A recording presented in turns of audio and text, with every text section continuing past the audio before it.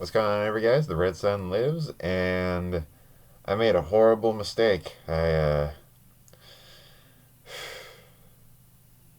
ate hot Cheetos before doing this, so now all the vapors that are in my mouth are going into these boys, and they're getting stuck in there, and they slowly build up, and I am legit crying right now. There is a lot there. My eyes are watering like a motherfucker, and it hurts. God damn it, I'm stupid. Okay. I wanted to get back. I wanted to get back to Uh, I know I just did like a rant last time I did this, and it was just me being like, "Be nice, you sons of bitches, or I will fight you." Nope. I already did the rant, so I feel like I need to switch gears and get back to like what I'm normally doing, which is nerdy shit.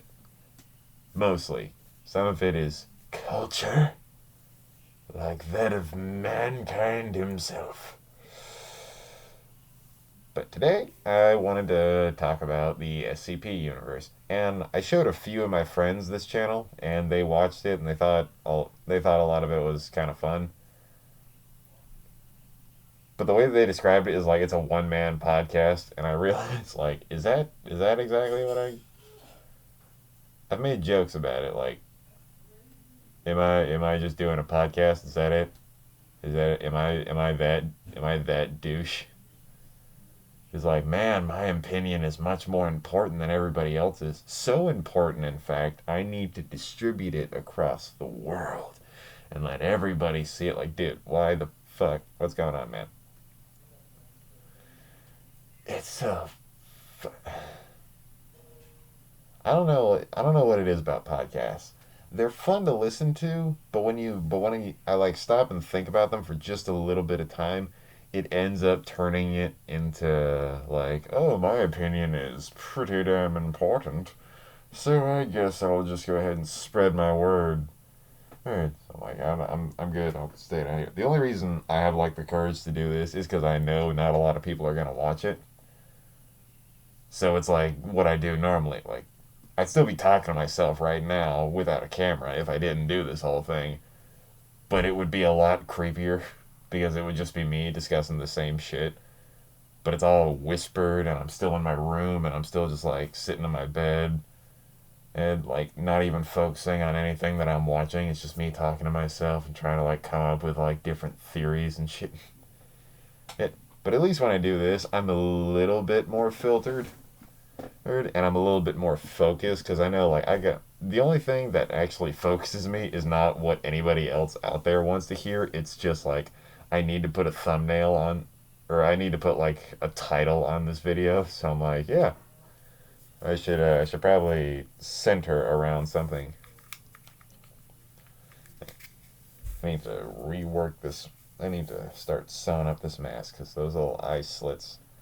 The eye slits are like the little cat eyes, or like the pupils on a cat. Like they're like really squished together circles that come up to points.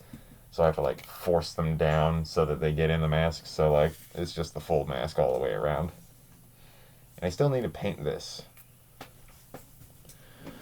But what I wanted to talk about today was I think I'm gonna do like less topics and make the videos overall like shorter because I know like who's gonna watch a 50-minute video. Well, there's like 20 views on my hentai and horror part 2. So apparently a few. Apparently a decent amount of people.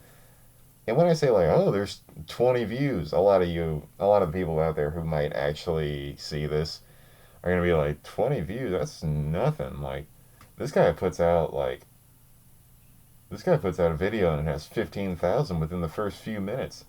Yeah, well, yeah, he probably has a shit ton of followers. And even just think about it. If the amount of people who viewed it just showed up in your room and they were angry, there's a good chance if it's above 1, they can kill you. That's my thought. Like, how many people viewed this? 20. Well, that's not even a lot. 20. That's like everybody in a normal classroom. So like that's still a pretty big number. Nowhere near as big as like it could possibly be, but that's still 20 fucking people. Like you're gonna get curb stomped at some point. Like, and it's gonna be like one person doing it, not 20.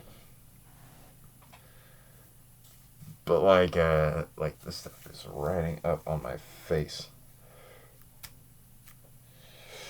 But what I wanted to talk about was the SCP world. I'm not sure if I've talked about this before because I put like the little sticky notes that I write these on and I put them up on my calendar and I moved it up, so I'm not sure like if I talked about this before. But what it is the SCP world. It's exactly like that. SCP.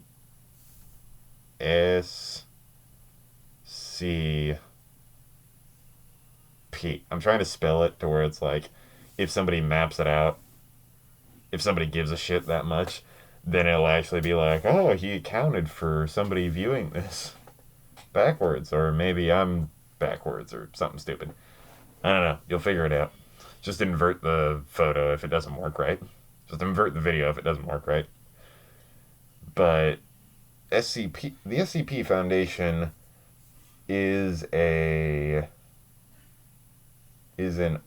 public collaborative of people coming together and writing short stories in a very similar format, in a way to show off their writing talents by giving out different things. Like an SCP itself is an anomaly, something that contains strange abilities. It contains strange abilities, strange properties. It can be used to create strange things, or it itself is strange. So they secure them, they contain them, and then they either protect them from anybody else or protect everyone else from it. The the first one that I learned about was probably the first few that everybody learns about if they're into this sort of stuff, which would be it was either the shy guy, the hard to destroy reptile, or the plague doctor. It was one of those three. But they were kind of weird. Like they were cool, but like there wasn't a lot to them. And then I started going further into it. Like you start looking further into the characters, and then you start looking further into the actual thing itself.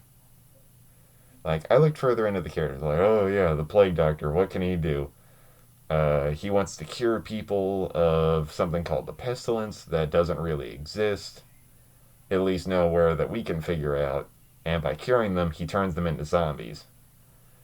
And then you had to look further into it, like, oh, he's not actually a human in plague doctor uniform. The uniform itself is his body, and there's nothing on the inside. It's almost like all of the costume itself is made of like his muscles, and the mask itself is his face. He always carries around a bag, and that bag is filled with just, it's not him doing it. It's a procedure that he knows how to do. But he only knows that he can tell when pestilence exists. They can't tell anybody. Nobody else can figure it out. So it might be all in his head, or it might be a physical thing that you can find. Alright, so like, alright. Um, what is the pestilence? If you can't tell, it's in this world all around us. They're like, alright, try to figure out what changed between a person being a zombie and a person being a human after he's changed them. Is it because did you cure them of life by killing them and turning them into a zombie? No. What about curing them of death since they're now undead? And no. And it's such a strange thing, and I still can't like look hard enough into it. And then for 682, another one of the hard to destroy reptile, I just call him 682 because he's like one of the only numbers that I remember. And he's one of the most well-known ones. He's a big alligator like being that has certain parts of him that constantly change. His details can change whatever he wants because they can always be like, I want to draw him where he's had like this and this happened to him. I want to draw him when he's like this and this. I want to paint him where he was like this and this. Because like, how many arms does he have? However many you want. How many legs does he have? However many you want. What about tail? However many. Jaw? However many. It doesn't give him. It doesn't give a shit. All you need to know is the baseline is like an alligator. Yeah. And it's a very. At first, it's like, oh, he just heals back like Wolverine. Like, no, he's like Doomsday. Once you kill a part of him, he regenerates and fixes a little bit of what's going on. He's nowhere near immune to it, but like, you're gonna need a bigger way of killing him to move past it. Like they shot his eyes out, and then his eyes grew back tougher with a shielding over them. The shielding's not indestructible, but like it's something you need to look for. It's something you need to like. You can't just bring out the 308 rounds. You need to bring out like a 50 caliber round or a 75 caliber or something big enough to like punch a hole through him and his left kidney in the same shot. And you start looking further into it, like, whoa, this guy's actually, he might be the son or perhaps a creation of something called the Scarlet King, which is another being that exists in the same multiverse that's an overwhelmingly powerful god who's been going on a rampage trying to destroy certain things, mostly all of existence. And it's really interesting. There are ones in there that are much less mainstream that I found and I fucking love. Of like, I wish I could have thought of something that cool in advance so I could walk around like, oh, cool, what's that thing on your shirt? It's like, oh, it's something I designed, and then somebody else could turn that into something cool instead of like, oh, I'm gonna draw that and put that on a shirt, and then you get it on a shirt and somebody's like, nerd, that's from that, and thanks, man. That's exactly what I wanted to hear today. That's what I thought it was gonna happen. But my one of the ones that I love to death because it's so goddamn cool is the a voice behind you. It's a voice behind me, behind you. I haven't seen the name for it in a while. But it's a story about like a guy who died and then was resurrected a few days later for him to come back, and they took everything in whatever brought him back, started giving him these abilities to warp reality to his will. And they took the entirety of the universe, and instead of like taking him out of the equation and saying you will be more powerful than this while he's still up here watching it from down below, what they did is they left him in there and said you will be more powerful than all of this. Does that include I'll be more powerful than me? Yes. So I'll just keep getting more powerful? Yes. All right. All right. And then it goes into depth about how, as he continued going further and further along these lines of strength and seeing it further and further from different realities, points of views, it was almost like he could view it by a character looking down into a comic book and then seeing a character in the book itself reading another comic book. And it was a continuous tube of ever-expanding knowledge about you can go further and further up the chain, continuously seeing people reading books as you grow higher and higher, until eventually you are the author. Or he ascends so high that the author of the story itself has to intervene and says that he's sorry for creating him. He didn't intend for him to be as powerful as he was, until eventually he ascends to presumably us, the readers, the people who stand outside of it like it's nothing. Or he might have actually just created a whole nother universe altogether. Or maybe he'll become more powerful than us. Who knows?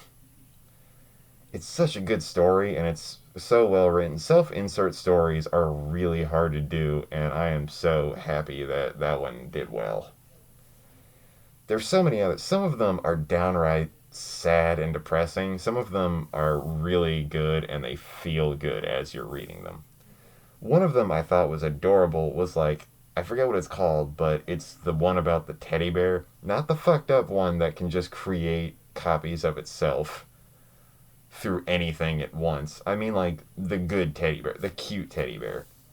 It's a teddy bear made of, like, patchwork stuff, and I think it has, like, a little heart, like, an anatomically correct heart art picture sewed to its chest. And everything that it does is like it wanders around and it's such a happy little guy and it's so cute.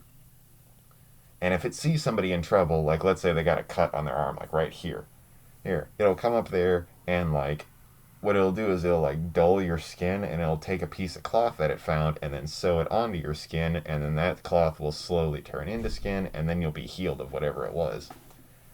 And I thought that was so cute. Like he just wants to help.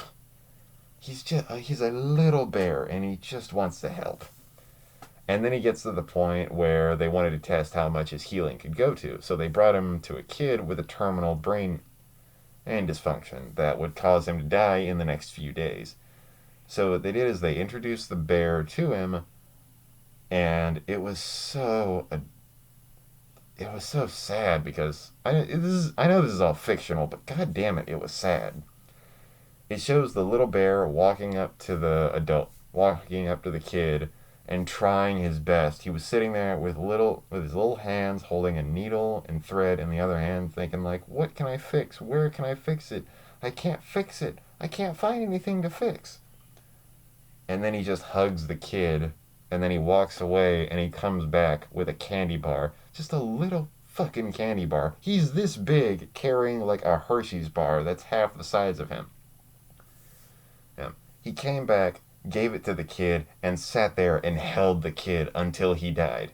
He's a little fucking bear going up to a kid and just hugging him and holding him like that, trying to make him feel better until the kid dies. You could see the fucking teddy bear cry. Because he couldn't fix what he wanted to fix. I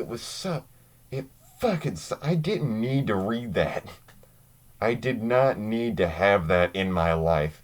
But it was so goddamn cute that I needed to see where it went. And then I got to the sad part, and it fucking hurt me. I don't need that shit. Fuck you. I'm a happy, healthy person. I don't need that shit in my life. And now I think about it all the time and think, wow, that little bear wanted to help, and now he can't. So he held the dying child in his hands. And I can only assume the kid was sitting there holding the bear back, waiting for something to happen, waiting for someone to be healed, and the kid passed away in his sleep, and the bear just kept holding him, not knowing that he was dead yet. That is fucking stupid, and I hate it, and it fucking hurts. Screw you guys for making that, and screw me for reading it. God damn it. I did not need that shit in my life.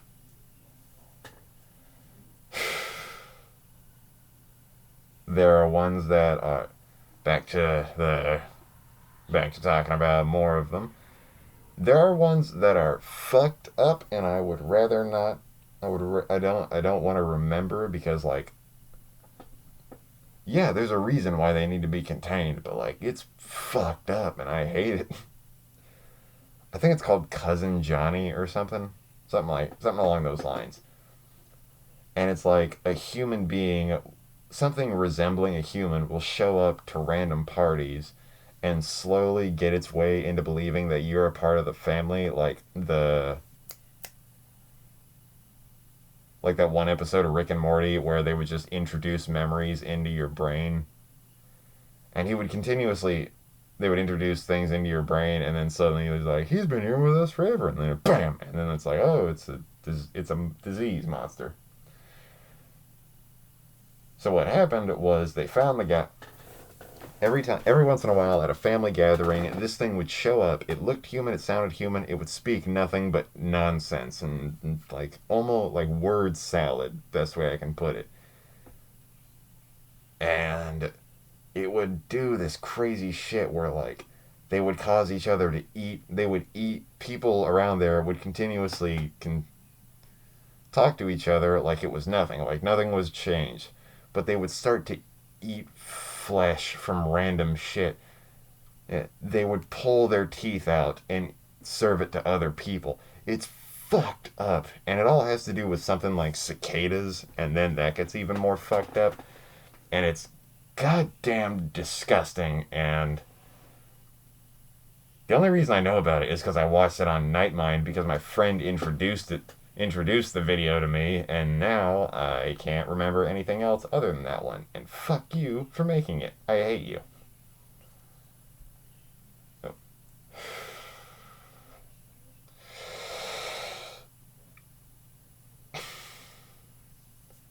The SCP world is such a cool and diverse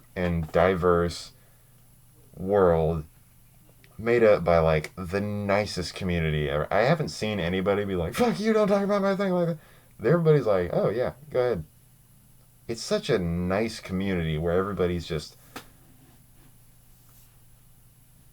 so, I don't want to say nice again, but they're just really passionate about what they're making, and then they're so happy to just spread it. It's not like they want to take credit for it. It's not like they're going to make money off of it.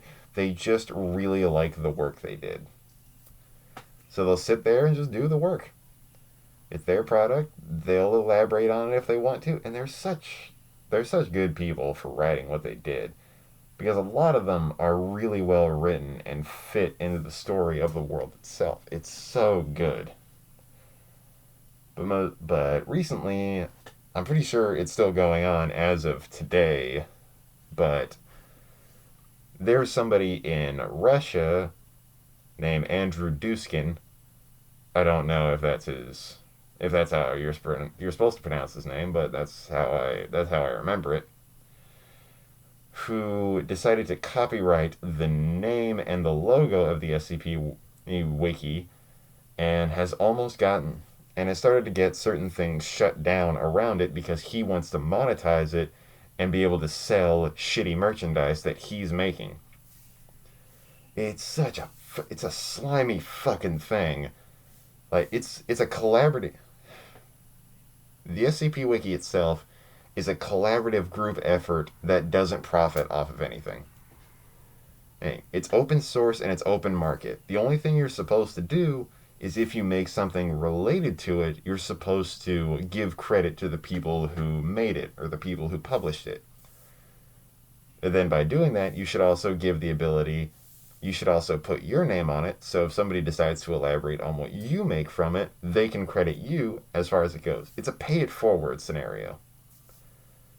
There we go. If you do something off of this guy's work, then you have to put his name on it as well as your own. So if somebody wants to elaborate, they can credit who they need to. But since it's so open sourced, then not a lot is copyrighted about it. People can take certain things off it, including the logo and the name, which has been copyrighted by that guy in Russia, and he's trying to get the whole thing shut down in the Russian, the Russian branch of it, and then he'll be able to market his own products off of it by using images made by people who he did not pay for. He did not have any work to do. Imagine you worked your entire life with a whole bunch of people to create a product, and then somebody else came in with a technicality and stole everything that you had, and not only were you able to distribute it for free, this guy is trying to monetize it and make money off of it. It's so fucking slimy, awful. Like, it's the shit you would see in in a movie about like Wall Street bankers, and then you would see that happen and immediately like, I'm going to fucking punch that guy because of what he did. He bought out that guy and ruined his life. Fuck you, and how dare you come anywhere near anybody else's product. That is such a fucking shitty move, and you should feel bad for it. Alright. He didn't have that part in his brain that tells him like, hey, this is fucking stealing. You're like, guess what's wrong? Stealing. You're like, fuck you, dude. Dude, and fuck your entire ideology of you thinking that this was a right thing to do. Fuck you and everything that you stand for. It's I mean, luckily the bigger YouTubers have actually made a good amount of progress toward helping with it. They have funded the fight for it by being able to hire a lawyer who can fight on the side of the SCP community, who can battle for the copyright system to be given back to the public rather than to be taken by a single person. I think at the moment it has around $150 to $160,000 donated to its goal of about 50,000, which is insanely good. And if anybody sees it, I would seriously urge you to help out with them. They've given me so much time to just read and learn about all this crazy stuff. And I would prefer it if something that's free on the internet to everybody with unlimited access to whoever they want not be taken down and monetized by some fucking asshole who found a loophole in the law. In the book. The book of how to be a dick, he found a loophole. And now he's trying to monetize something that doesn't belong to him, he didn't create, and he had no property, and he had nothing to do with it up until this point. So I know that took me like almost 30 minutes to get the point across for this, which is kind of what I want to start doing. Like a single topic that I am passionate about that I'm able to talk about for a good amount of time. Rather than, four things that are barely elaborated on over the course of like 50 minutes, since like who wants to sit through 50 minutes? So let's say maybe these start to be around 30 minutes long. I get in depth on a certain topic, like a single topic, and I just go with that. I kind of like that. It gets like more depth into something that I want to talk about. I don't have to like rush hastily to write down the things that I want to. I can find something that I actually want to talk about that would actually feel good to me and everybody around me. So yeah, I think I'm gonna start doing that for now. And on that note, RedSon setting. Bye guys.